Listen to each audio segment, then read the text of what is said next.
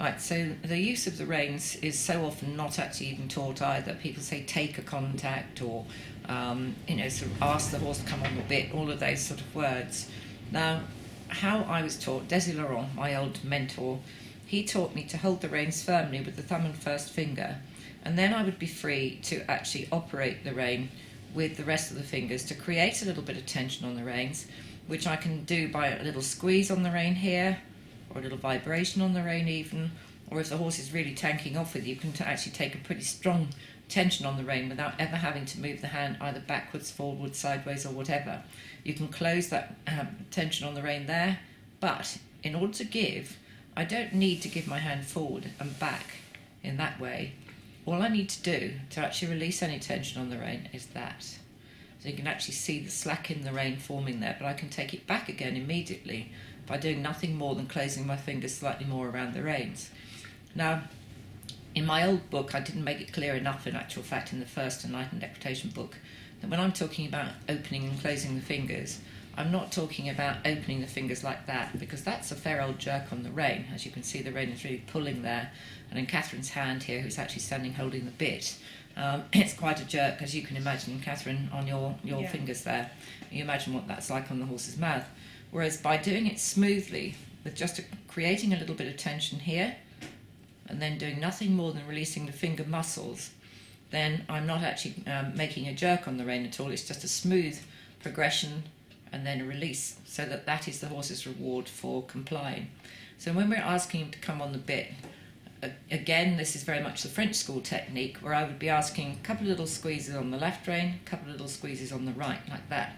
It's sort of massaging the bit in the horse's mouth and makes him want to relax his jaw, so it's a sort of very mild version of the Bochet jaw flexions, but I find for most people, because it's so simple, it works very well.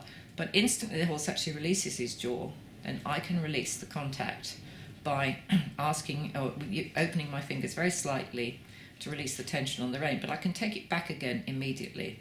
Now, lots of people talk about having an elastic contact all the time, but for me that doesn't teach the horse the self-carriage that we're looking for in the French school.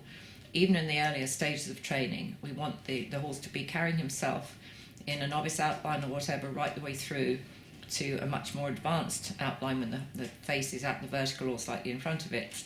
So the way that I would actually describe to people is just by literally holding their index finger and squeezing it and not squeezing it. It really is as simple as that. So we're not doing that and opening the hand. All we're doing is actually closing the fingers around the index finger. A couple of little squeezes or even a little vibration of the reins will actually be quite sufficient for the horse to feel that and relax his lower jaw. So that is the simple use of snaffle reins. It would be the same with double reins in many respects. If we just, Catherine, if you can hold the bit the other way up so that, we can sort of approximate the idea of the double reins.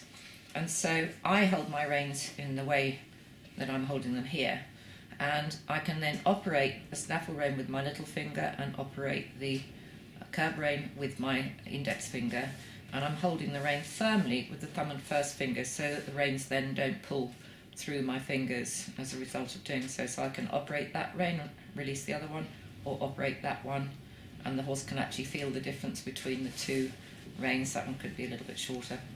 So that by having the curb rein loose all the time, as a lot of people do, they're still riding on the snaffle rein, which is pretty mumuch what Matt Banks was talking about with the German system. And so really it's not activating the curb rein at all. So I prefer to keep the reins at a pretty similar length so that I can then operate each individually in this way. Hope that makes things fairly